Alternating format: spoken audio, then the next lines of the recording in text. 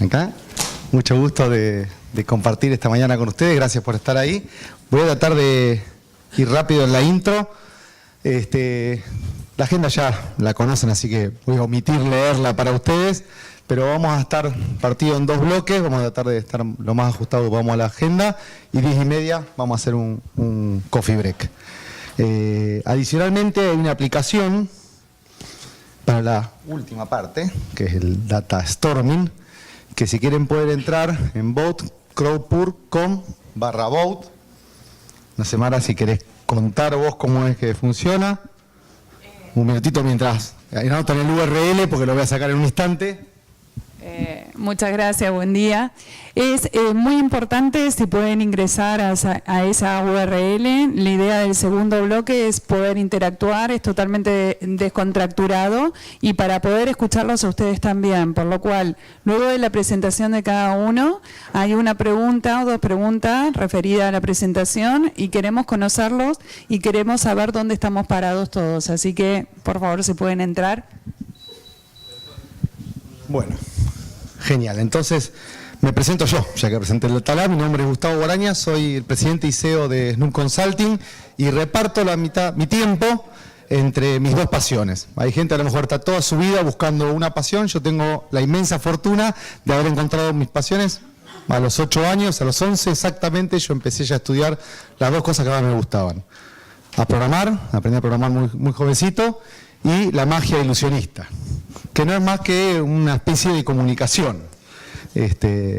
La mayoría de los que hacemos software, de alguna manera, concretamos sueño de la gente.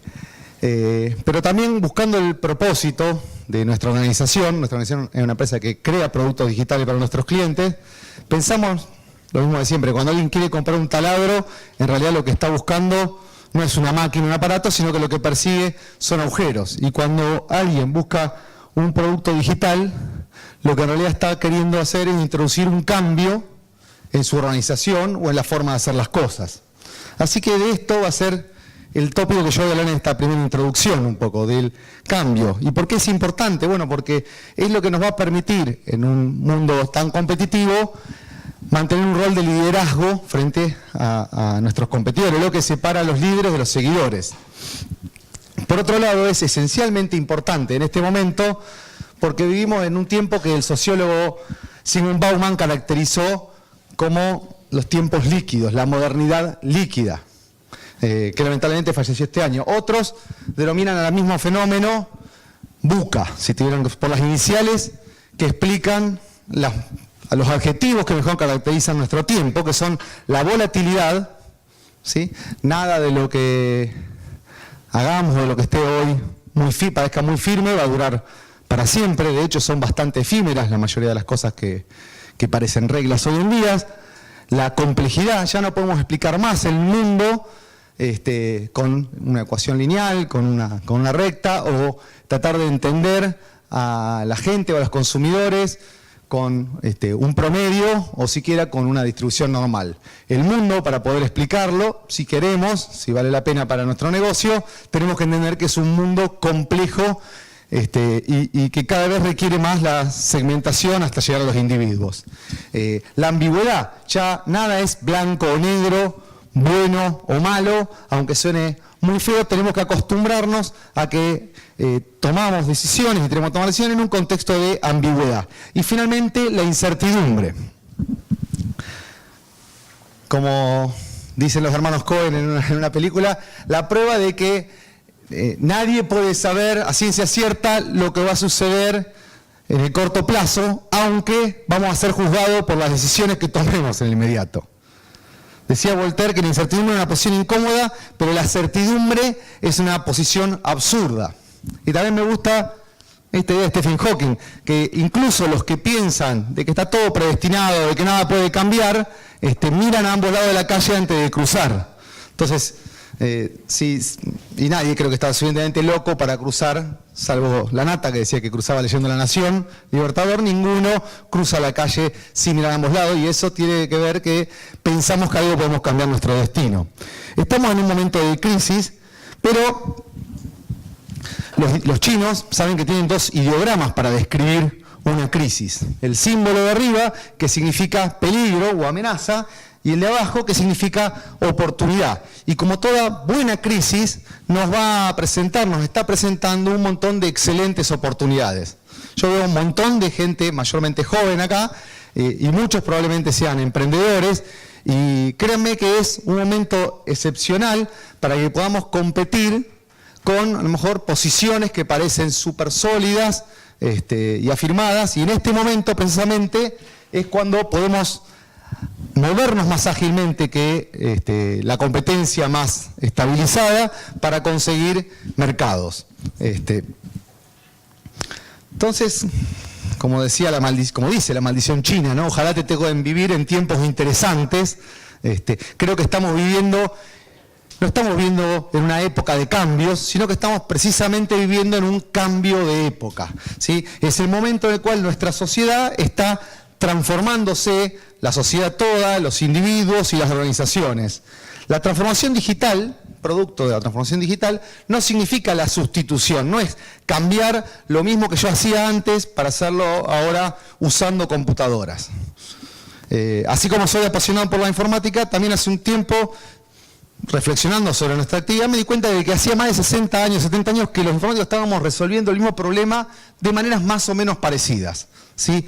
Aprovechábamos las máquinas para procesar información más rápido, con más exactitud, pero prácticamente era todo más o menos lo mismo, ¿sí? Grandes registros que hacíamos. Y en realidad la transformación digital no es pasar de lo analógico a lo digital, del vinilo al CD, sino que es redefinir completamente las reglas del juego. A mí me encanta el ejemplo de Spotify, en el cual podemos tener toda la música que querramos en el bolsillo, cuando querramos, compartirla con nuestros amigos, inclusive en algún momento, o con otras personas, podemos crear nuestros gustos y compartirlos con otros. La clave entonces no es la redefinición, no es rehacer, sino es redefinir el negocio, nuestro negocio, como un negocio digital, aprovechando las nuevas plataformas. Varios de los pensadores más ilustres han dicho que cualquier empresa va a ser una empresa de software. Bueno, yo les digo que hoy todos los negocios son un negocio de software, ¿sí? ¿Por qué es tan difícil hoy conseguir talento para este mundo digital? Bueno, porque justamente el software es una disciplina que atraviesa a todas las otras disciplinas, a todas las otras industrias. Y cada vez es más común que las organizaciones necesiten autoabastecerse. Si miramos, por ejemplo, cómo era el valor de bolsa el año pasado de la empresa más poderosa de la Argentina, a julio del año pasado fue sobrepasado por Mercado Libre, e inclusive creo que vale bastante más. Digo, de este lado tenemos YPF. ¿Saben lo que decía Rockefeller de las petroleras, ¿no? Es el mejor negocio del mundo, es una petrolera bien manejada. ¿Y el segundo mejor negocio del mundo? Una petrolera mal manejada. Muy bien que estudió. No estoy diciendo que YPF lo sea, pero aún así nos da la idea de lo poderoso que es el negocio del petróleo. Y aún así todo, si vemos hoy, la acción de Mercado Libre sigue creciendo y creciendo. Basta irnos 15 años atrás para ver cuáles eran las top 5 de las compañías por capitalización de mercado, y había solo una tecnológica, y hoy las 5 compañías más poderosas del mundo son compañías de software. Entonces, ¿cuántas de acá son del palo de programación o tecnología o digital? Bueno, este es el mejor chiste. Mi novia me decía, y sacalo, así ganas tiempo. Y yo dije, no, porque me gusta a mí. Hay solo 10 tipos de personas en binario, ¿sí? No esperen más que esto, de humor de la charla, después vendrán otros. Los que entienden la transformación digital y el resto. Entonces, un poco esta parte mía es tratar de ver un poco los rudimentos, las bases de lo que tiene que ver con los basamentos para la transformación digital, y especialmente poniendo foco en el Big Data y Analytics. Entonces, estas son las tecnologías transformadoras. Hay 4 que creo que son los pilares, que son el cloud, ¿sí? La posibilidad de disponer en la nube de todos los recursos que nosotros querramos en cualquier momento y en cualquier lugar. El Internet de las cosas, la posibilidad de tener conectado absolutamente todo. Las redes sociales, tenernos a nosotros interconectados. Y el Internet de las cosas es tener todas las cosas hablando entre sí. Y finalmente el mobile, es la posibilidad de disponer de todo ese volumen de todo ese poder que nos entrega la nube en cualquier momento y en cualquier lugar, en forma ubicua.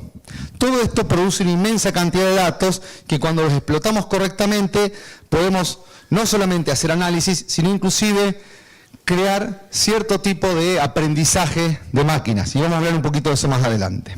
Entonces, quiero empezar primero por lo que creo que el fenómeno que caracteriza este cambio de paradigma tiene que ver con un fenómeno que la gente de Singularity le llamó la abundancia. ¿Sí? La era de la abundancia, no solamente la abundancia digital, sino la era de la abundancia. Si miramos en retrospectiva, claro, todo estuvo signado por la escasez. Todas las decisiones y el parámetro con el cual se diseñaron o se pensaron la mayoría de las cosas en nuestra sociedad estaba estipulado por la escasez. Íbamos a tener poco tiempo, poco alimento, entonces teníamos que acumular. Pensemos por qué la gente dejó de ser nómada a instalarse en granjas, porque era una forma de asegurarse el alimento, pero así todas las decisiones que se fueron tomando estaban estipuladas por algún tipo de idea de me va a faltar. La mayoría de los algoritmos y de programas están pensados basados en eso, en que voy a tener poca CPU, poco almacenamiento, poca capacidad de cómputo, las comunicaciones van a ser muy malas o muy pocas, en la Argentina eso sigue siendo cierto, y poco de todo, pocos usuarios, poco de todo. Y hoy, desde la aparición, diría ahora vamos a ver, desde que creció Internet, apareció y se adoptó Internet, hoy todo sobra y todo sale cada vez más barato. Si nos fijamos, producto de la idea de la ley de Moore, la ley de Moore, dice, no es Michael Moore sino Moore, un científico de Intel, él predijo de que cada 2 años más o menos se iba a duplicar la potencia de cómputo de nuestras computadoras. Y no solo el acertó, sino que también esa predicción hace que sea muy difícil tratar de aventurar el futuro, porque nosotros estamos preparados para mirar un crecimiento en el futuro en forma lineal. ¿Sí? Podemos tratar de pensar qué va a pasar en un año, en un trimestre, en 2 trimestres, 6 meses, pero nadie puede tratar de entender qué es lo que va a pasar de acá a 10 años. ¿Por qué? Porque no estamos acostumbrados a pensar exponencialmente, que es la forma en que se da el crecimiento. No solamente se duplica la potencia de cómputo, hoy ya tenemos procesadores que sobrepasan la potencia de cálculo que puede tener el cerebro de un roedor, ¿sí? Y se espera que para el 2023 una CPU tenga la misma capacidad de procesamiento que un cerebro humano, sino que también las memorias se duplican, el almacenamiento se duplica y las comunicaciones se duplican. Esto que está acá es la foto de la granja de servidores que usaron para renderizar Toy Story, la primera película de animación completamente digital, ¿no? En el 95, parece un montón de... Bueno, hace un montón de años, ya 20 años atrás. Pero eso es equivalente a medio iPhone 6. Pensemos que hoy salió el 6S, el 7 no sé cuánto, el 8 y el iPhone 10. Todas esas generaciones que son muchísimo más poderosas que la anterior. Bueno, esto era medio de este aparatito. ¿Y cuál es el fenómeno de la nube? No tiene que ver con tener las cosas en Internet, sino que es un modelo económico de distribución de recursos. Si queremos entender la nube, lo que mejor la explica es el acceso distribuido a recursos y en el cual cada uno puede hacer una economía de escala y consumir y pagar precisamente por lo que está usando y consumiendo. Ese modelo de distribución de recursos nos da la posibilidad a que independientemente del tamaño, la panadería de la esquina, vamos a hacer mejor, la peluquería de la esquina de casa puede utilizar la misma herramienta para gestionar la experiencia de sus clientes que utiliza Uber. ¿Sí?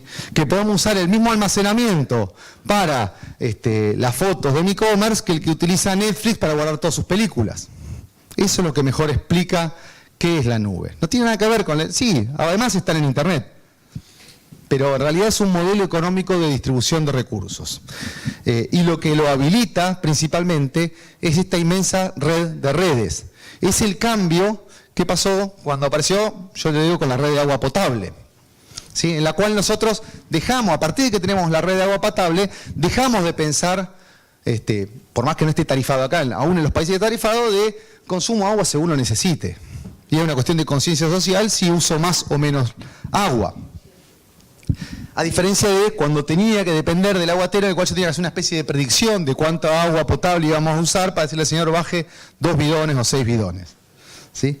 Entonces esta red de redes también aceleró los tiempos en el cual se distribuyen las tecnologías. Pensemos que el teléfono tardó 75 años en alcanzar los primeros 50 millones de usuarios. ¿Sí? Facebook tardó 3 años y medio, Angry Birds tardó 35 días y el Pokémon GO debe haber tardado menos de una semana en ganarlos y otra semana en perderlos, por lo que conté al principio de la volatilidad. Las redes sociales son otro fenómeno, ¿sí?, que cruza todo transversalmente. Hoy tenemos más de 2 billones de personas del mundo interconectados a través de las redes sociales. Y no sé si escucharon, ¿cuántos de ustedes escucharon la teoría de los 6 grados de separación? Bueno, hace 2 años atrás un chico argentino, un matemático que trabaja para Facebook, dijo a ver qué pasa con los 6 grados de separación adentro de la red y hizo algo de lo que vamos a hablar dentro de un ratito. Probó un algoritmo de Big Data para ver cómo eran las interconexiones en la gente y cuánto era el camino más largo que había entre una persona y todo el resto de la red. Imagínense lo que es eso, es sacar la cuentita de ese grafo, cuál es el camino más corto entre una persona y todo el resto. Es un algoritmo especialmente divertido de construir, aparte para que sea computable. Después agrupó la gente en este histograma, ¿sí?, haciendo algo de lo que vamos a hablar después, haciendo analytics. Y esta es la distribución de frecuencia, más o menos en deciles, que tiene la gente. Si nos fijamos, en la mediana, la mayoría de la gente, en promedio, está alrededor de 3,57. Es decir, la distancia entre una persona y todo el resto de la red es 3,57. Si nos paramos por acá, que estamos más o menos en el 80%, o acá el 90%, 4 saltos y medio es lo que separa a cualquiera dentro de la red. Y esto es hace 2 años atrás. Es probable que este grafo se haya hecho cada vez más conexo. Y por el contrario, muy poquita gente tiene menos de 2,9. De hecho, el propio Mark Zuckerberg está a 3,17, ¿sí?, saltos de cualquiera del resto de la red. Sheryl Sandberg, que es una de las personas más influyentes del Silicon Valley, la directora de operaciones, está a 2,92 y un servidor está a 2,97. Y no tiene que ver con el hecho de que tenga muchos amigos en Facebook, sino que tiene que ver con que mi red de relaciones es muy diversa. Recuerden que yo soy artista, empresario y nerd. Entonces tengo relaciones en la red de los 3 tipos y repartidos en todo el mundo. Me voy a saltear esta anécdota muy linda porque recién me están haciendo señas de te queda un nanosegundo, para meternos de lleno en el Big Data. El Big Data, que es el trend topic, ¿sí?, si miramos cómo fue cambiando la búsqueda, haciendo un análisis de Big Data justamente entre el 2014 y el 2017, estas líneas representan cómo fueron las búsquedas en Google Trends, ¿sí? Y más o menos la mayoría de lo que están buscándose hoy es Big Data, ¿sí? Y la línea que está muy por debajo, la que tiene menos interés, es la de Data Warehousing. Acá está en gallego, así que dice almacén de datos, pero créanme que lo dice aquí y Google lo tradujo. Y por el contrario, si vemos Machine Learning, que tiene, la curva es muy chiquita, pero ya cruzó y sobrepasó lo de los Data Warehouse, sí, está creciendo exponencialmente. Es el tema caliente del momento. ¿Por qué? Porque el Big Data y el Analytics lo que nos permite es, sin tener predefinidamente, prepensado cómo voy a armar los almacenes de datos, que era el modelo anterior, ahora voy a hablar un poquito de eso, cómo puedo contestar las preguntas que necesito hoy con la información que está hoy, independientemente de cómo está la estructura. ¿Sí?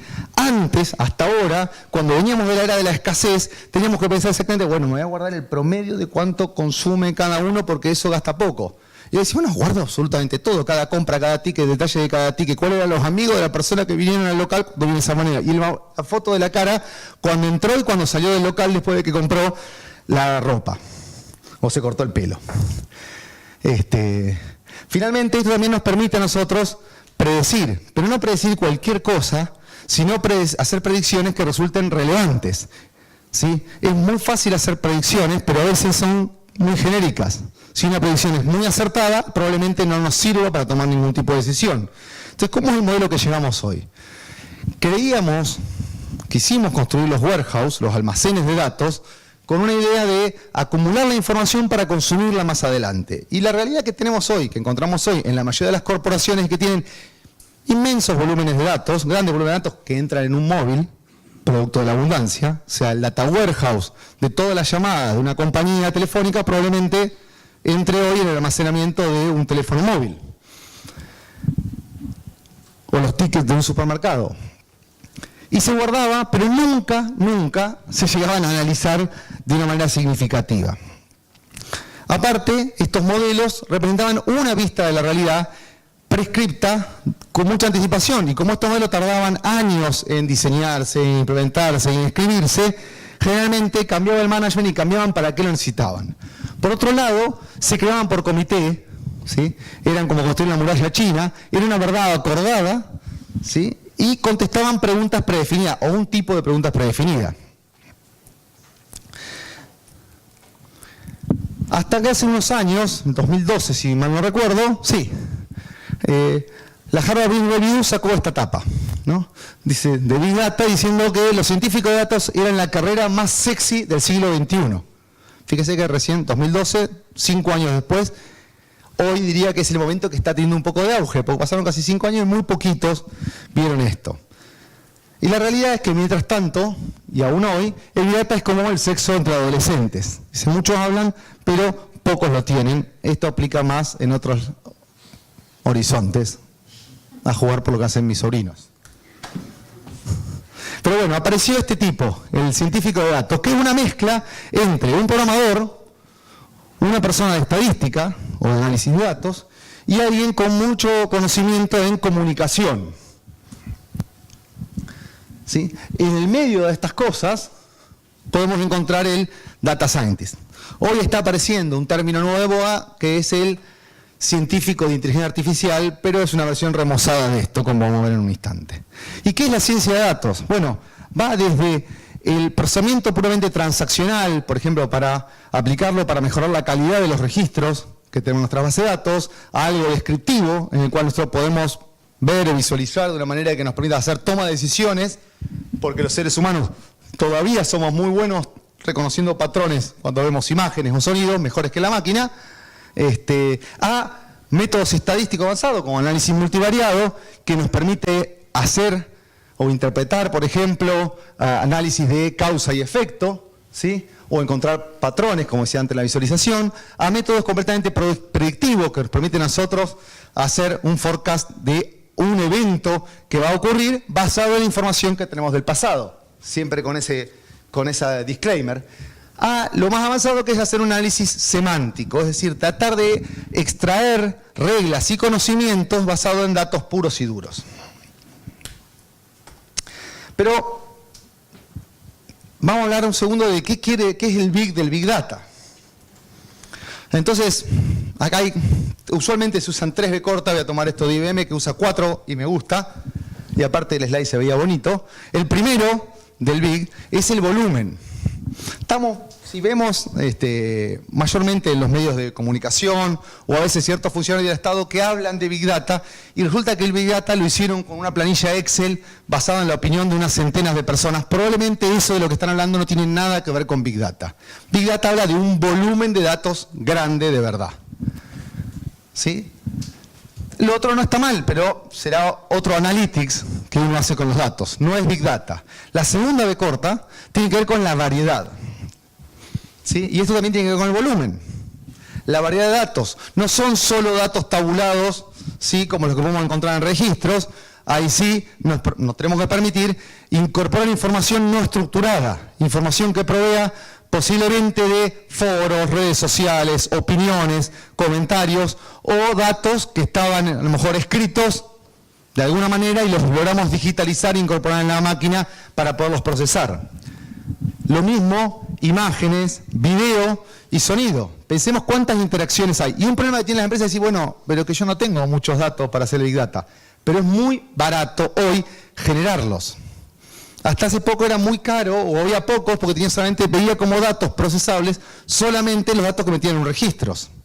Entonces, bueno, tengo pocas transacciones. Bueno, pero yo te sumo a eso la foto de la persona, como dije antes, cuando entró y salió del comercio, ya puedo agregar, tengo una información. O lo que estuvieron diciendo de mi producto en las redes sociales, antes, durante y después. O las interacciones. O si puedo conseguir información de todo lo que vio un consumidor antes de comprarme, puedo agregar esa información y enriquecerla para poder construir un almacén de datos mucho más rico. ¿Cómo fueron las interacciones que tuvo con mi contact center? Si yo puedo hoy grabar y me sale 0 todas las interacciones que tiene una persona de audio, si eso lo pudiera procesar y analizar, voy a poder hacer un mejor forecasting y entender mejor lo que está pasando con mis datos. Entonces, la segunda B corta importante es variedad. Dijimos que sea grande en volumen, variado. La tercera y muy importante es velocidad. Estamos en tiempos volátiles y entonces es razonable que entendamos que el tipo de procesamiento ya no es más toda la historia. Un problema que hay, por ejemplo, hoy con los sitios que califican las empresas es que te muestran en promedio cuánto fue el dato. Y si una persona habló mal de mi marca, de mi producto o de mi marca empleador, eso queda tallado en piedra. Los datos no envejecen. ¿Por qué te dicen el promedio? Mira, este hotel en promedio era más o menos tanto. No, pero ¿cómo fue el promedio del último año? No puedo preguntar eso ni saberlo hoy. Velocidad. Y velocidad estamos hablando de que, cuando hablamos de Big Data, es qué es lo que está diciendo una audiencia frente a un producto en un instante de tiempo. Entonces, no es solamente que voy a procesar a lo mejor cientos de miles o de millones de registros, sino voy a procesar esos registros que ocurrieron en estos últimos 5 minutos. ¿Sí? Es lo que se hacía en el rating de televisión, pero pensado ahora para cualquier producto o servicio en los canales digitales. Y el último es la veracidad, porque ¿se acuerdan lo que yo hablé cuando hablé del VUCA Times? Vivimos en tiempos no solo de incertidumbre, sino de ambigüedad, y tenemos que prepararnos a manejar información que no es certera, que la cual no estoy 100% seguro. Y así todo tengo que poder separar el trigo de la paja y poder tomar decisiones con esa información. El Big Data, finalmente, pero para terminar esta parte, no es solo para mega empresas gigantes. Yo les mostré el primer ejemplo tonto, de, ¿qué están hablando de Big Data? Eso lo hice con Google Trends, lo hice con una herramienta gratuita. Hay un montón de formas y de herramientas que yo puedo utilizar siendo una pyme para conocer más de mis consumidores y del mercado. Seguramente durante el transcurso de la mañana les vamos a estar mostrando mis colegas varias más, que nos permiten a una pyme acceder a este tipo de procedimiento de información. Podemos, por ejemplo, interrelacionar toda la información que viene de distintos medios y, sin tener una máquina que lo interprete, construir una especie de visualización de esa información que nos permita a nosotros encontrar un patrón y saber qué es lo que está pasando más frecuentemente con un volumen gigantesco de información. Me voy a meter en el último tramo. Opa. Esto se supone que estaba oculto. En algún momento se desocultó. Tranquilos que no lo vamos a ver. Hostia, ahí está. ¿Qué tiene que ver con la inteligencia artificial? ¿Sí? La inteligencia artificial es un tipo de tecnología casi tan vieja como la programación misma, porque arranca en los años 50, ¿sí? De la mano de este prócer de la informática, que es el señor Alan Turing, y él lo que decía que es una forma de imitar, dice, una computadora, un programa, un algoritmo, puede ser llamado inteligente si logra engañar a una persona haciéndole creer que es humano. Por eso la película se llama, o el libro se llama The Imitation Game, ¿sí? El juego de las imitaciones. Y podemos definir que algo es inteligente si logra tener una interacción con las personas que nos hace a nosotros imposible discernir si es una persona o una máquina. Más recientemente, uno de los tópicos que ya lo veíamos ahí en el Trends, del cual más se habla es del Machine Learning, que son las máquinas que aprenden. Las máquinas que aprenden a partir de los datos. Son un tipo especial, un subconjunto de las técnicas de inteligencia artificial. Como la inteligencia artificial es un propósito, quiero construir una máquina que parezca una persona inteligente o un ser inteligente, hay un montón de estrategias, algunas les fue mejor y otras les fue peor, y por un proceso darwiniano, en este momento, una de las que emergió como más interesante son las de Machine Learning. No quiere decir que las otras sean una porquería y no sirven, pero en este momento, de golpe, estas comenzaron a emerger. ¿Por qué? Producto también de este fenómeno de la abundancia. Hoy es muy barato tener grandes volúmenes de datos con los cuales yo pueda entrenar a una máquina, y es muy barato, es caro pero muy accesible, vamos a decir, poder entrenar a una máquina para que aprenda a partir de los datos. Un ejemplo más o menos simple de un algoritmo para aprendizaje sería un tipo de regresión estadística. No me voy a meter en eso, pero para que se entienda, tampoco es un tipo de algoritmo, sino que son todo un conjunto de algoritmos que pueden aprender a partir de los datos. Y finalmente, los algoritmos de Deep Machine Learning son un subconjunto dentro de todos los de aprendizaje de máquina que utilizan un tipo de algoritmo generalmente basado en redes neuronales profunda en el cual capa sobre capa tratan de imitar la estructura del pensamiento.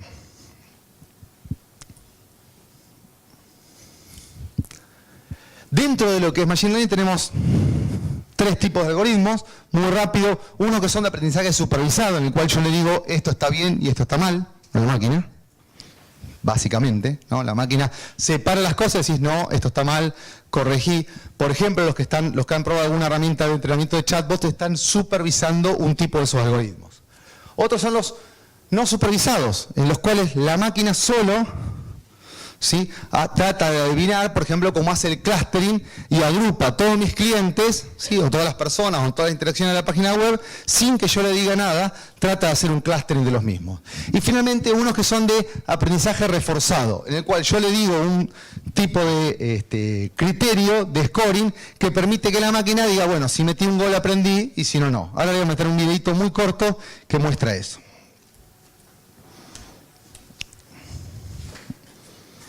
Ahí está. Esto que van a ver ahora es un ejemplo, ya tiene un par de años, de el algoritmo de una compañía que compró Google, que se llama DeepMind.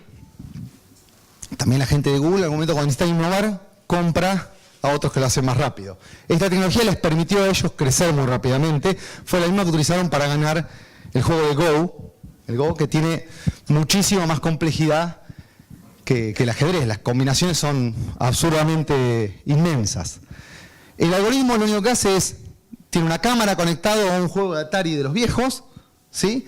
Tiene dos actuadores para los botones de los costados y tiene un refuerzo, el algoritmo basado en los puntos, ¿sí? Entonces el algoritmo ni sabe si la pelota se cae o se va. Sabe que le va mejor si el tanteador más grande. Después de más o menos de 2 horas de jugar, el algoritmo ya se da cuenta y ya aprende de que mejor si le pega la pelotita lo más que puede y trata de predecir y jugar, y fíjense, ya juega razonablemente bien, ¿sí? Estos son 2 horas del algoritmo entrenándose jugando. Pero la magia pasa acá, a las 4 horas de jugar, no es tanto tiempo, pensemos lo que nos llevó a nosotros en los fichines, que la máquina descubre, esto yo creo que le han llevado 3 meses en los fichines, si no veía uno que lo hacía, descubre de que puede construir un túnel y que cuando construye un túnel la pelota baja y puede ganar más rápidamente. ¿Qué es esto? La máquina aprende sola a construir una estrategia ganadora. De hecho, lo que está pasando hoy con el juego de Go es que los grandes maestros están colaborando con la computadora porque la máquina descubre estrategias de ese juego ancestral que a nadie se le había ocurrido antes.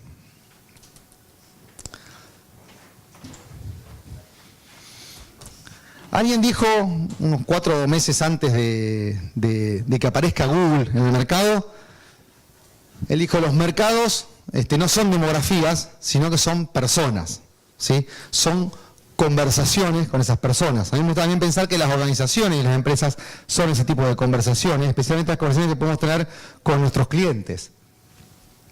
Si bien hoy no se va a hablar del tema, porque es un tema muy tocado en otros lados, sí quiero mencionar un segundo el tema de los chatbots, que son un tipo de robot que se construye usando inteligencia artificial y que muchísimos de los ejemplos que hoy encontramos en el mercado son verdaderamente flojos. Pero esto no quiere decir que los chatbots sean malos. Esto es muy similar a lo que pasó cuando aparecieron las primeras páginas web. No era que la web era mala, era que las aplicaciones que se construían sobre la web eran horribles. Lo mismo está pasando hoy con la mayoría o con muchos de los chatbots que salen al mercado. No están bien entrenados o no utilizan los algoritmos correctos o simplemente los algoritmos serían muy buenos en inglés pero no en castellano. Pero tenemos que empezar a pensar en los chatbots como un tipo de forma de conversación entre nuestras organizaciones y nuestros clientes.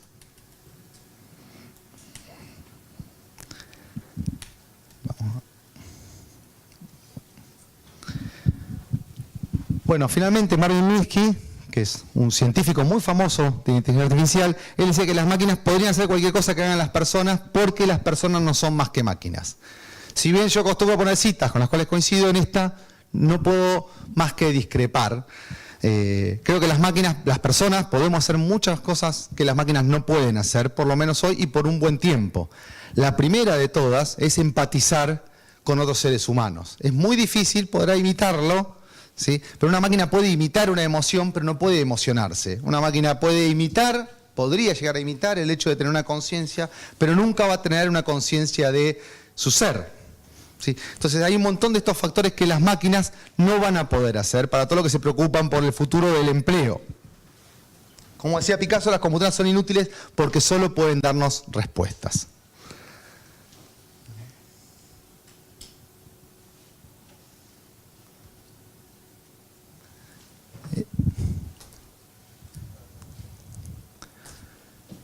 Y ahora sí, para terminar, esta presentación apurada,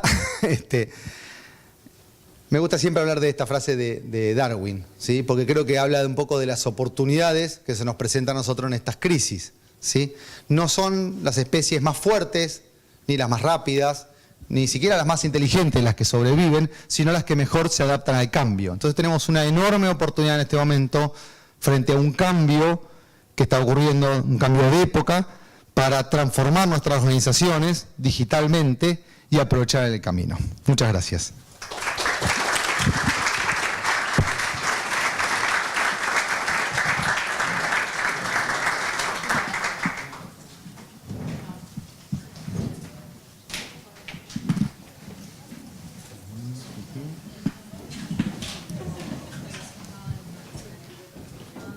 ¿Mara? Sí. Entonces la presento. Ah. Vale. Okay. Acá está. Sí, sí, sí. Ahí conectar esto. Ah, bien. Entonces, mientras se prepara, el siguiente speaker es Leo Fratesi. Es justamente científico de datos y analista de negocios digitales. Es profesor de analítica digital y métricas en la UBA y en la Universidad de San Andrés. Es consultor de negocio en una compañía líder de analítica digital en América Latina y Europa y brindó consultoría de analítica digital y ciencia de datos para organizaciones como Unilever, Walt Disney Company, Fox, Telefónica, Grupo Santander y Clarín. Y mientras él se prepara, solo espero de que no le haya errado en lo que dije. Muchas gracias. Bueno, gracias a todos por venir. Yo voy a hablar un poco acerca de Data Governance. Bueno, la presentación ya la hicieron, así que vamos directamente a la temática principal. ¿Por qué es importante hablar de Data Governance? Principalmente porque todos odiamos al HIPPO, ¿sí? Algunos de ustedes ya saben lo que es, otros no, igual lo odian sin saberlo. HIPPO es un acrónimo para un modelo de toma de decisión que existe en la gran mayoría de las compañías, que es básicamente el modelo basado en las opiniones, ¿sí? Y cuando hay un modelo basado en las opiniones, en general es la opinión del que cobra el salario más alto, ¿sí? Y si ustedes están acá es porque deben coincidir conmigo en que al HIPPO muchas cosas se le pasan por alto, cosas importantes, y que no es el mejor modo de tomar decisiones. Frente a esto, está el modelo de toma de decisiones basado en datos, ¿sí? Que es un poco el viaje que todos nosotros, imagino ustedes que están acá, estamos intentando hacer para pasar de una organización basada en la opinión a una organización data-driven que toma sus decisiones basadas en los datos. Y ese no es un camino fácil, es un camino que encuentra resistencias, ¿sí? Que son naturales, que van a existir siempre en cualquier cambio, y que hay un set de herramientas que los pueden ayudar a superarlas, ¿sí? Una de esas herramientas es la Data Governance, cuya definición más estricta tiene que ver con los procesos que la organización define y aplica para tratar sus datos como un activo y garantizar la calidad de los mismos, ¿sí? Sería aquella política con la cual una organización gobierna sus datos, ¿sí? Para nosotros en DDI es más que eso. Porque no se trata solo de que la organización gobierne los datos. Una gestión del data governance exitosa también es aquella que logra que los datos gobiernen a la organización, ¿sí? Que los datos sean parte del ADN de la organización. Si eso no se logra, la estrategia de data governance no es exitosa, ¿sí? Algunos de ustedes estarán ya haciendo los esfuerzos y ya se habrán notado que la reacción natural es el rechazo. Estarán luchando con esto y bueno, es parte y hay que entenderlo que cualquier cambio en una organización genera resistencia. Por eso hay toda una disciplina que se llama gestión del cambio, ¿no? Y es algo que pasa. Y especialmente pasa cuando se trata de modificar la forma de tomar decisiones y la forma de reporting y la forma en la que se evalúan los esfuerzos de las personas. Esto pasa incluso, nosotros lo vemos no solo cuando una organización pasa de tomar decisiones basadas en la opinión o de no tener una fuerte injerencia de los datos, también cuando cambia un modelo de reporting, cuando pasa de reportar de una forma o de medir de una forma a otra. Hoy con los modelos de atribución, por ejemplo, que modifican completamente los números que una compañía puede estar reportando, cambiar un modelo de atribución, hay un montón de resistencia también de las organizaciones, porque implica que un montón de números que vos estabas reportando, un montón de formas de hacer las cosas que tenías, se ven completamente modificadas.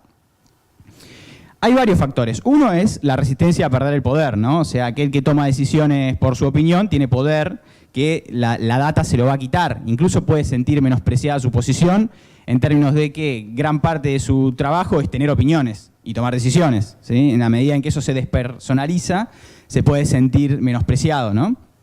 Otra cuestión tiene que ver con una incertidumbre sobre cómo actuar, ¿no? Esa situación en la que uno está aprendiendo a nadar, está en una orilla de la pileta, tiene que ir a la otra y cuando está en el medio no está ni cerca de una ni de la otra y siente cierta incertidumbre. Ellos están en esa situación, están acostumbrados a tomar decisiones de una forma y tienen que pasar a trabajar de otra y pueden sentirse inseguros, ¿sí? Sobre esa información que se les muestran, sobre si en base a esa información pueden predecir cosas, actuar y ofrecer resultados, ¿sí? Y la otra es un miedo a la exposición, obviamente. Hasta ahora vienen haciendo las cosas de una forma, van a empezar a medirlos y tienen miedo de los resultados que se puede hacer. Y es algo natural, que cualquiera que esté en esa situación se puede sentir y es algo que hay que afrontar con diversas herramientas.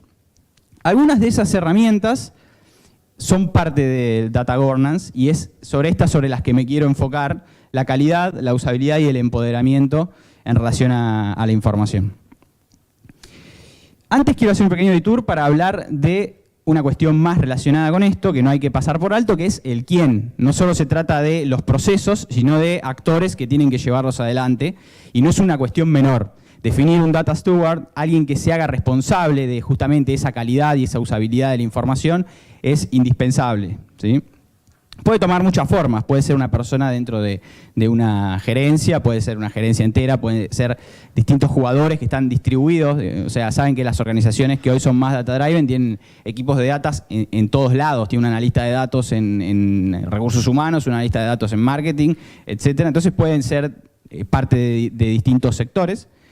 Desde EDI nuestra recomendación es que dependa del CEO directamente, es la forma en la que tenga una visión objetiva de todos los procesos de la compañía y que no tenga una visión sesgada por los intereses de una dirección, ¿no? Ahí puede tomar la forma de una dirección, ¿no? Ahora se habla mucho del Chief of Data Officers, que es una dirección propia que se dedica exclusivamente a los datos. Puede ser un consultor externo, puede tomar distintas formas, pero es recomendable que dependa de la dirección máxima de la compañía. Y dos temas que no son lo central de la presentación, pero que si hablamos de data governance no podemos pasar por alto. Tres temas, perdón, son los siguientes. Uno, compliance. Uno de los motivos por los cuales las organizaciones, muchas empiezan sus iniciativas de data governance, y es una de las ventajas y la tienen que tener en cuenta, tiene que ver con que hay un montón de regulaciones relacionadas con la información personal, ¿sí? Cuyas multas son costosísimas, y que hoy en día, en que justamente esto que les mencionaba, los distintos sectores de la organización empiezan a utilizar datos, ¿sí? A tener un consumo y un almacenamiento de datos, un descuido de un analista puede provocar enormes multas, entonces es importante que haya un sector centralizado que controle ese tipo de cosas. Uno de los motivos para tener data governance es este. Otro es costos, digamos, no es menor, trabajo duplicado, o la cuestión de tener una visión que permita el input y el output de un proceso hacer un match, ¿sí? Y el otro, la seguridad. Es decir, si lo mismo que hablábamos antes, si distintos sectores de la compañía van a estar recolectando, almacenando y teniendo acceso a datos, alguien tiene que velar porque esos datos no puedan ser interceptados por un tercero, ¿no? Pero bueno, pasando ahora a los temas que me parecen más interesantes, vamos a hablar de la calidad de la data, ¿sí? Probablemente algunos de ustedes tengan esta cara cuando consumen reportes, ¿sí? Una cara de un poco de desconfianza, ¿sí? Y se sientan como que de repente su compañía es menos que las demás, ¿no? Porque estamos todavía en el estadio en el que no confiamos en la información, en el que la información no tiene calidad. Y la realidad es que ese es como el elefante en la habitación, ¿sí? O sea, es un problema que todos tienen, o que muchos tienen, y que no creen que sea algo que el resto de la industria tenga, y por eso nadie habla sobre ese tema. Todos creen que es su único problema. Y la realidad es que no es así. El 48% de los profesionales de datos consideran que la exactitud de la información que utilizan es dudosa, ¿sí? Esto es un estudio de la Digital Analytics Association, que la mayoría de los respondientes son americanos, o sea, imagínense cómo estamos nosotros. Un 27% considera que la precisión de la data es el principal desafío que presentan los esfuerzos de analytics hoy en día, ¿sí? Un 27% considera que es el principal desafío. Y esto es un montón si consideran que el 30% cree cualquier cosa que se le presente en forma de pie, aunque sea inventado para probar un punto. La fuente de esto último soy yo, lo inventé para probar un punto. Cuando hablamos de calidad de la información, también tenemos que tener en cuenta otra cuestión, que es, no es lo mismo hablar de, ya estarán familiarizados con la cuestión del first party data, second party data, third party data. First party es la que yo genero en base a las interacciones dentro de mi compañía y con los distintos clientes que puedo tener. Es sobre la que tengo más control. Second party data es aquella que es la first party data de otro, y a través de un acuerdo entre nosotros dos tengo acceso a ella, ¿sí? De repente soy, no sé, una editorial, tengo acceso a la información sobre los puntos de venta, sobre, no sé, el género de los compradores de mi libro, ¿se entiende?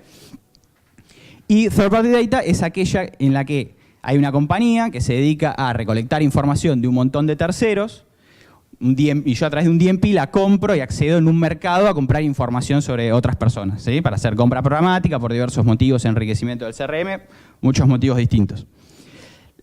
El control que yo tengo para garantizar la calidad de la información siempre es menor cuantos más nodos hay entre la recolección de la información y mi compañía, ¿sí? Es más fácil garantizar la calidad de la información en el caso de la first party data que en el caso en el que yo salgo a un mercado a comprar. Puedo entender conceptualmente cómo se recolecta esa información, es más difícil ver precisamente cómo a este usuario en particular descubrieron que le interesaban, no sé, los autos. Por eso, ese es uno de los motivos por los cuales se habla la famosa frase que dice first party data is king, ¿sí? Uno de los motivos, hay otros más, por los cuales la data que yo puedo generar en las interacciones con mis clientes es la más valiosa que puedo tener, ¿sí? ¿Pero qué es la calidad de la data? Cuando hablamos de calidad de la data. La definición de calidad de la data más típicamente encontrada tiene que ver con la adecuación que tiene la data con los usos previstos en las operaciones, en la toma de decisiones, operaciones y planificación, ¿sí? Fíjense que no tiene que ver estrictamente con la precisión de la información, sino que hay otras cuestiones asociadas que indican cuánto yo la puedo usar para las utilidades que necesito. Y acá paso a hablar de un tema que es la integración de la información, ¿sí? Es fundamental para que esa información pueda ser utilizada para la toma de decisiones. Muchas organizaciones históricamente se formaban en silos, ¿sí? En los que cada dirección tenía poca interacción, salvo a través del C-Level, con el resto de las direcciones. Y eso pasaba con la información, ¿sí? No se compartía información entre los distintos sectores de la compañía. Eso es algo que hay que empezar a combatir en la medida en la que uno quiere convertirse en una organización data-driven, y por eso es que el sector también de data governance tiene que estar por encima de la organización garantizando los flujos completos de información entre todos los silos, ¿sí? Especialmente hablando del mundo omnichannel actual, no voy a contarles lo que es el omnichannel, estamos en la casa, ya lo escucharon muchísimo, pero como parte de esta cuestión de unificar la experiencia del cliente a través de todos los canales, también lo que hay que unificar es la información, ¿sí? Esa es la parte más desafiante de todo esto, integrar la información entre los distintos canales. Yo digo, ¿quiénes de acá tienen hoy la información de comportamiento en la navegación del sitio web de un usuario integrada en el CRM? ¿Alguien lo tiene? Levante la mano. Allá. Gustavo. nadie, ¿sí? Ese es el desafío hoy, como parte del Omnichannel, integrar esa información, tenerla unificada en un solo lugar para que pueda ser consumida por los distintos sectores, para que el sector de call center pueda, en un llamado, tener información sobre el usuario en base a su comportamiento, ¿sí? Otro de los factores es la usabilidad de los datos, ¿sí? Íntimamente relacionado con lo que estábamos hablando antes. Parte de este estudio de Digital Analytics Association mencionaba que el 44% de los líderes encuestados informaba que su equipo de analistas de datos invertía la mitad del tiempo accediendo y preparando la data en lugar de analizarla, ¿sí? Esta cuestión de queremos una organización data-driven, entonces la información debería estar disponible y con un fácil acceso para que la puedan consumir y no tengan que invertir la mitad del tiempo en obtener la información. Una cosa que me pareció curiosa que decía el estudio también es que el 70% de los analistas de datos tuvo que aprender un lenguaje de programación para poder acceder a la información. Está buenísimo, para mí todo el mundo debería saber programar, pero saben que muchas veces los analistas de negocios cuando tienen que escribir un par de líneas de código se sienten así, ¿no? Entonces es algo que quizás no debería suceder y deberíamos facilitar el consumo de la información de la forma más sencilla posible. Una de las conclusiones del estudio era que la información desarticulada, de difícil o imposible acceso, son los principales inhibidores para la productividad de los equipos de análisis de datos, ¿sí? Es una cuestión central. Y como último punto a tratar, quería hablar un poco sobre la cuestión del empoderamiento, ¿no? Que es esta cuestión de un poco cómo le vendemos a este equipo que tienen que empezar a trabajar con los datos, ¿no? Porque si nosotros solo vamos a estar haciendo reporting sobre ellos, de alguna forma los datos son un control que ejercemos sobre ellos, ¿no? Que les quita poder. Lo que mencionábamos, aquel que tenía la posibilidad de tomar las decisiones arbitrarias porque era su opinión, a partir de ahora no puede, es controlado por unas métricas y no puede tomar más decisiones. Entonces puede sentir que pierde poder. Ahora, nosotros también lo podemos pensar como un empoderamiento, ¿sí? Porque es más que reporting.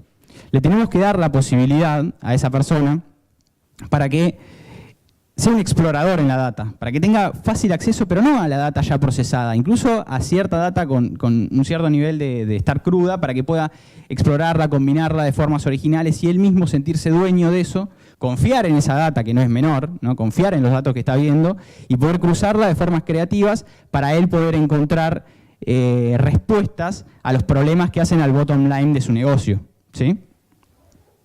Bueno, eso es todo. Tengo un espacio para preguntas, si alguien quiere hacer alguna. ¿Ninguna?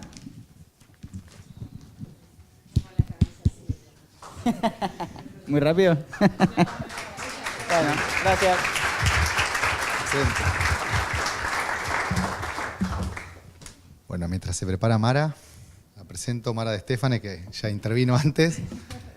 Ella es la fundadora de Big Data Machine, es fundadora y emprendedora, una compañía de análisis de datos. Es una persona creativa, con una fuerte formación en marketing y análisis de datos precisamente. Ahí te están ayudando. Sí.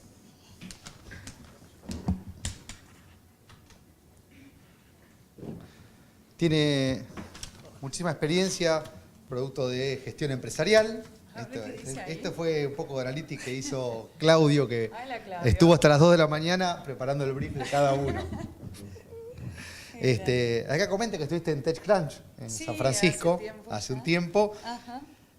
Participó en el programa Naves de la Universidad de IAE y ganador del Bytech 2014 como el programa emprendedor del gobierno de la Ciudad de Buenos Aires. Sabe, Gustavo. No, Claudio sabe por mí. Bueno, le damos un fuerte aplauso a Mara. Sí, a ese pasa. ¿Pasa con este? Ahí va. ¿Cómo va? ¿Bien? ¿Tienen un espacio en la cabeza todavía antes del break? ¿Sí? Vamos todavía. Bueno, ya me presentó Gustavo. A veces te presentan más y dices, wow, esa soy yo. Bueno, es el tiempo y los años. Voy a compartir un poquito ya fin de año a nivel de experiencia, ¿no? Gustavo y Leo han hecho una bajada súper importante de un montón de conceptos que vamos a empezar a digerir. Y estando uno sentado en su empresa dice, wow, ¿por dónde empiezo, no? Tanto lo que es, primero el punto principal que hablaba Gustavo, innovar, ¿no? Y ser disruptivo. En las empresas les exigen ser innovadores y disruptivos y dicen, ¿cómo lo hago? Y después están hablando de Machine Learning, de base de datos, de gobierno de datos, y voy a mi base de datos y es un caos. ¿Es así o no? Te reí porque es así, ¿no? Sí. Bueno, vamos a ver un poquito. Lo que nosotros veíamos es entonces, bueno, tenemos que ponernos en el lugar de la empresa y nos pusimos en el lugar de la empresa y eso es lo que vengo a compartir sobre cuáles eran los problemas y cómo podíamos encararlo, ¿no? Entonces le dicen a la empresa que tienen que ser innovadoras y disruptivas. Dice, ¿cómo puedo hacer? Ok, hoy estamos hablando de Big Data, de grandes volúmenes de datos, por lo cual los datos están, por lo cual tenemos una oportunidad para tomar mejores decisiones, hacer estrategias de negocio con información de valor y disminuir el riesgo. Esa es la B de valor que todos estamos hablando, ¿no? ¿Cuál es la información relevante? Cómo calcularla y cómo aplicarla. Entonces vamos a hacer foco de qué información voy a tomar y cómo voy a trabajar esa información. Nosotros de Big Data Machine lo que hicimos foco es en utilizar los datos del gran repositorio de datos que hay en el mundo, que ¿cuál es? Internet. El 80% de los datos digitales está en Internet. Pero tiene muchos conflictos Internet, porque a diferencia, como decía Leo, de gobernar los datos internos, esos datos internos los llamamos estructurados. Están ordenados, se pueden acomodar en tablas, es un poquito más simple. Lo que son datos de Internet es, en cierta forma, es caótica. Entonces vamos a tener que empezar a trabajar con el caos, porque está repartida en diferentes redes y se comporta de manera que no sabemos cómo trazarla y cómo gobernarla. Entonces ese es nuestro gran desafío. Le muestro este slide porque se empezó a hacer mucho más público el Big Data en el 2010. ¿Alguien puede decir con esta revista de Economics que empezó a hablar de grandes volúmenes de datos en el 2010? ¿Alguien me puede ayudar y pensar por qué en el 2010 empezamos a hablar de Big Data? Vamos, anímese. Ahí va. Muy bien, gracias. Háganmela fácil. Sí, exacto, por las redes sociales, porque en el 2010 vemos que los grandes volúmenes de datos no solo se están dando en las empresas, sino que realmente explotó por la diversidad de móviles y aplicaciones y plataformas y demás, por lo cual las redes sociales e Internet hizo un gran boom y una gran cosa que desde el 2010, si calculamos al 2020, los datos se están multiplicando por 50. Ese es el gran caos. Ok, ¿querés datos? Tomás datos, grandes volúmenes de datos. ¿Cómo gobernar los datos internos o cómo gobernar los datos de Internet? Es el gran desafío.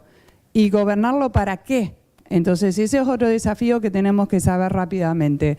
En un minuto pasan este tipo de cosas, muchos datos, por lo cual de esto lo único que tenemos que saber es, la conclusión es que no podemos analizar o trabajar con datos históricos. Los datos que tenía ayer ya no me sirven para hoy. Hay que analizar de manera constante, monitoreando, observando de manera constante todo, ¿sí? Si en un minuto tenemos que ver y evaluar y observar 500.000 casi tweets, imagínense que si empezamos a analizar datos viejos para actuar con decisiones actuales va a ser un poquito complicado. Entonces, en resumen, ¿qué tenemos en Internet? Algunos problemas para poder hacer ese gobierno de datos. Los buscadores no son objetivos, hay millones de datos que se producen por segundo y hay demasiadas fuentes de acceso para ingresar.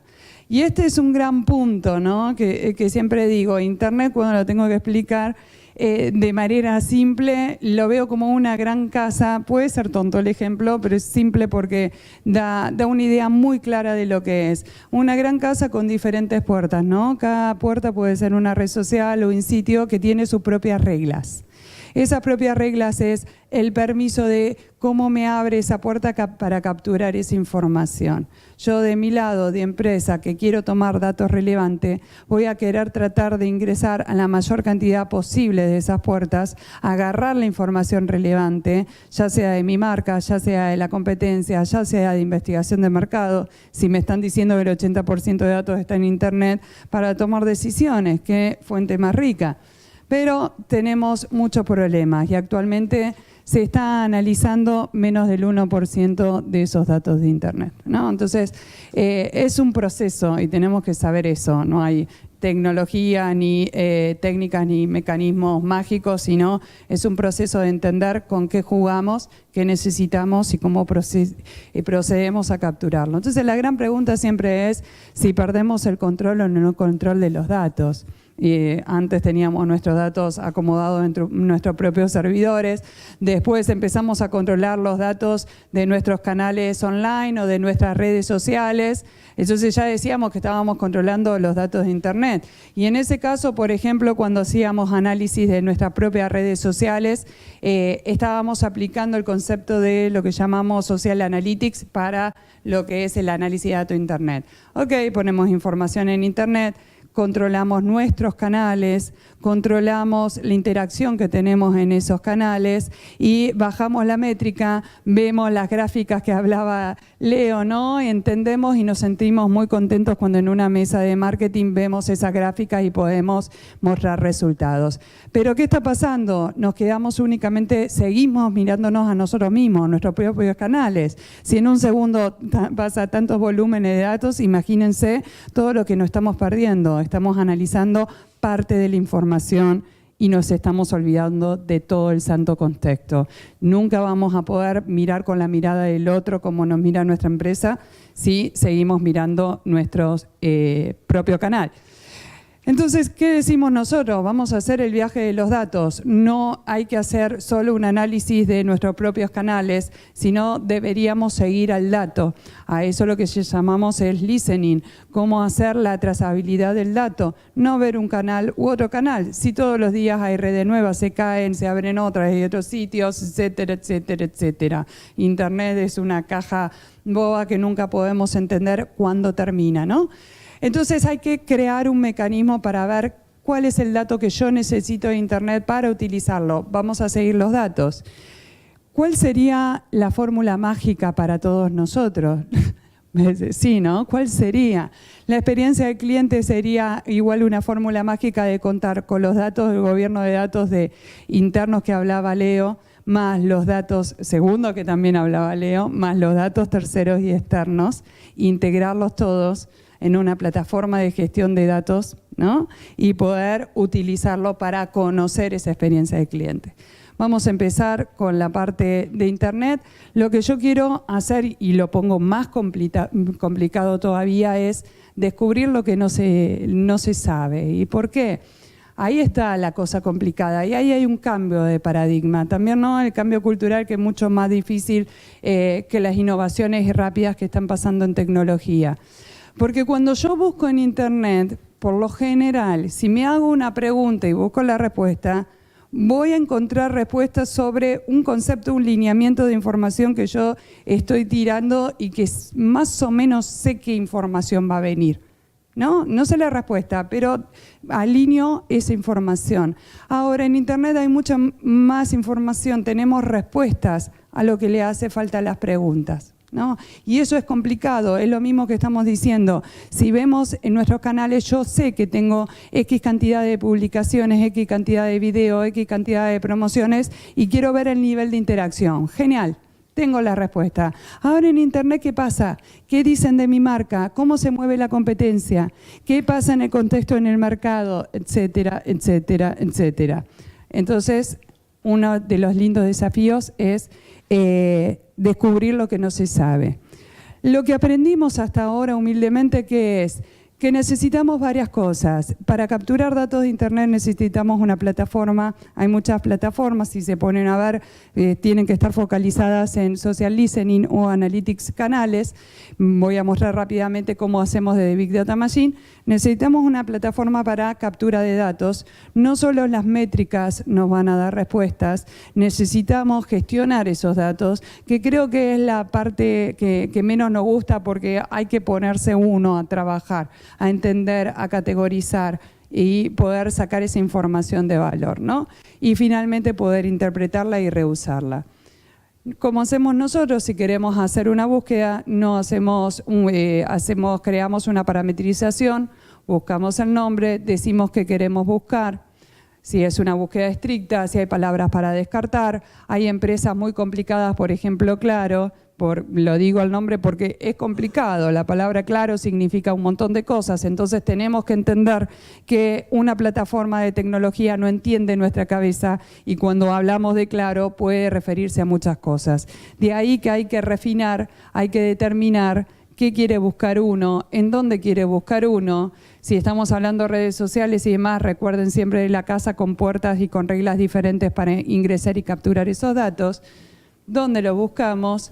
Donde hay una plataforma X para poder gestionar esa información, las métricas que nos van a ayudar a entender, las gráficas que nos van a ayudar a entender grandes volúmenes de datos rápidos y poderlo aplicar.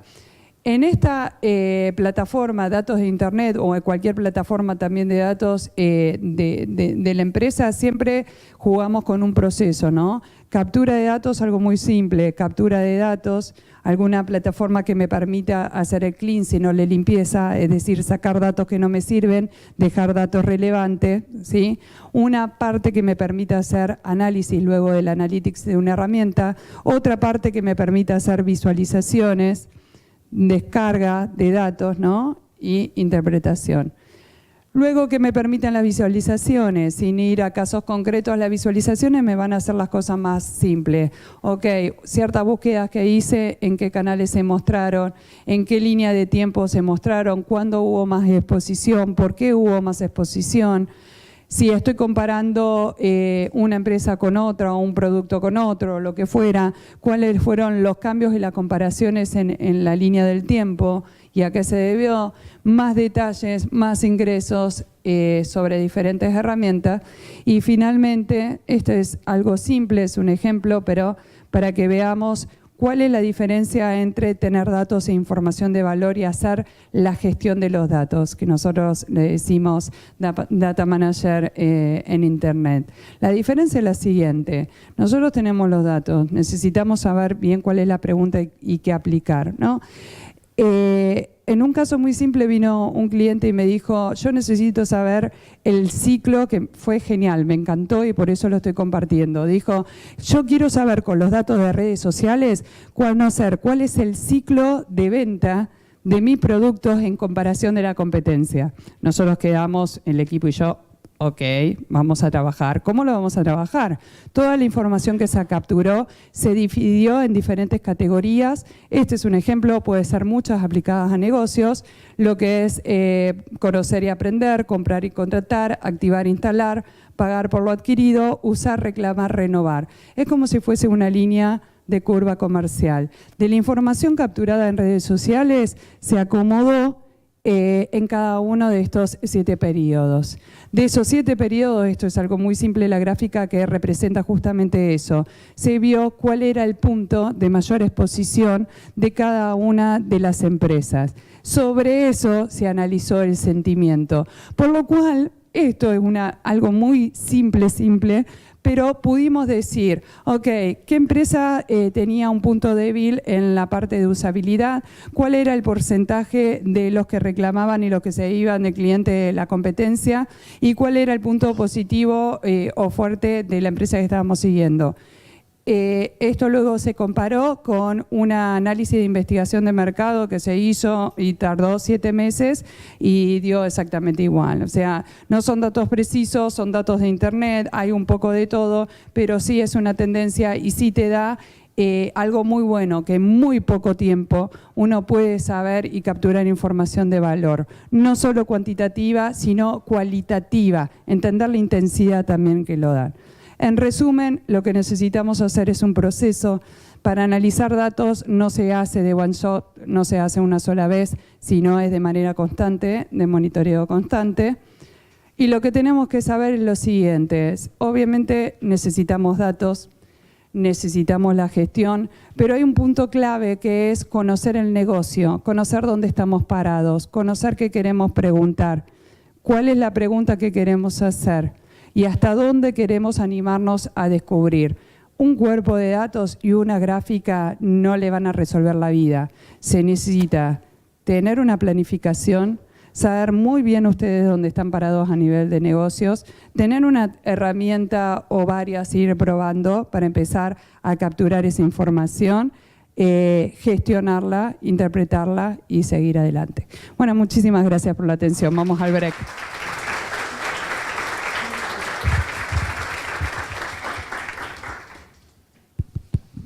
Bueno, muchas gracias, Mara.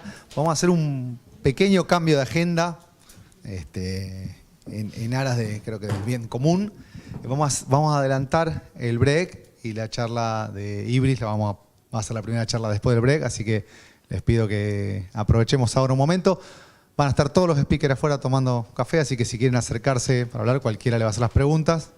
Y si no, las pueden postear en la plataforma. Bueno, nos vemos en 10 minutos, ¿les parece? Vale, gracias.